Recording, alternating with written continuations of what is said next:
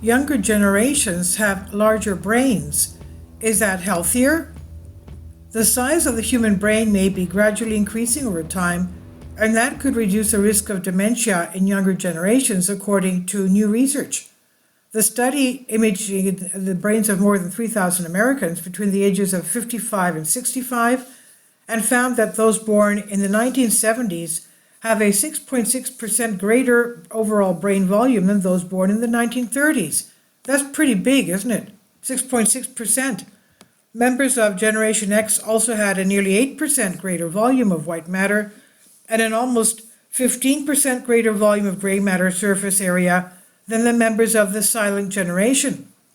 One specific part of the brain, called the hippocampus, which plays a major role in memory and learning, expanded by 5.7% in volume over the successive generations studied.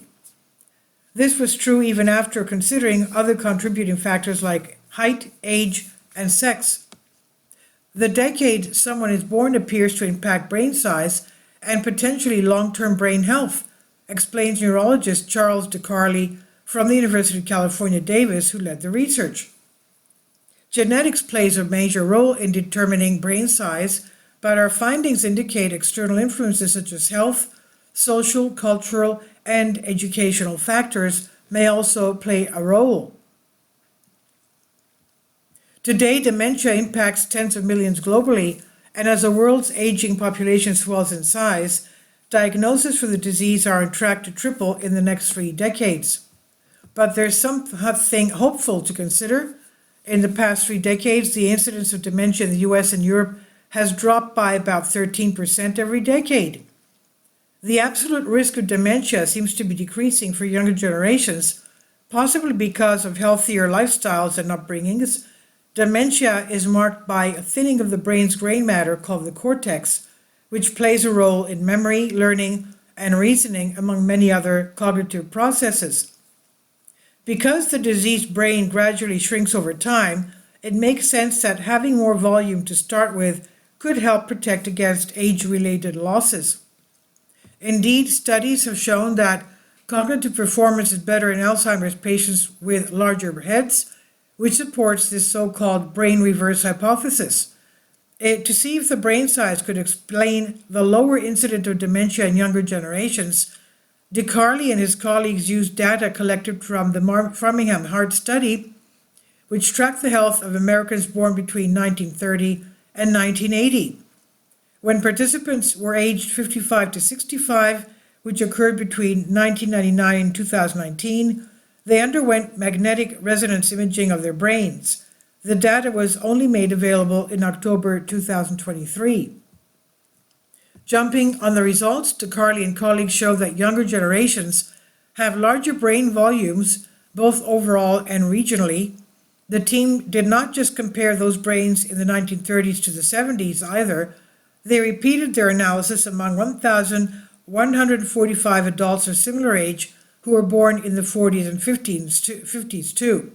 And once again, their findings revealed a steady and consistent increase in brain volume decade by decade, an effect that researchers say is small for the individual, but likely to be substantial at the population level.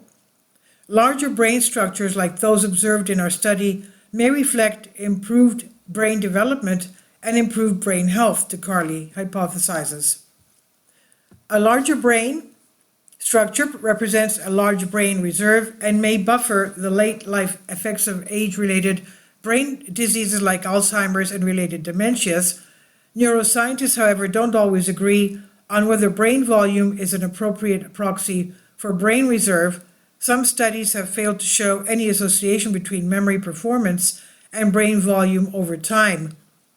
Size, after all, is not everything when it comes to brain function. It does not necessarily make you any smarter, but it could provide a good buffer for the deterioration that comes with age. Regular exercise, for instance, is linked to greater brain volume in memory and learning regions, whereas poor diet, alcohol consumption, and social isolation seem to have the reverse effect. The recent study on poverty found that white matter can break down due to a loss of density in neuron connections and a loss in the protective coating that helps neurons send messages quickly. Higher incomes seem to protect against this effect. Increased connectivity could explain our finding of increased white matter volume and fits well with scaffolding hypothesis of cognitive reserve, write DeCarli and colleagues. The larger brain structure, which may reflect improved brain development and brain health, is at least one manifestation of improved brain reserve that could buffer the effect of late life diseases on incident dementia. And the study was published in JAMA Neurology. This is by Carly Casella on Science Alert. Please leave your comments and thank you for your support. Kindly support my Patreon account. The daily posts are 5 videos daily and they are totally different from what I have on my YouTube channel. Thank you so much for your support and that you find all my content so interesting. You'll find the Patreon account details in the description box below.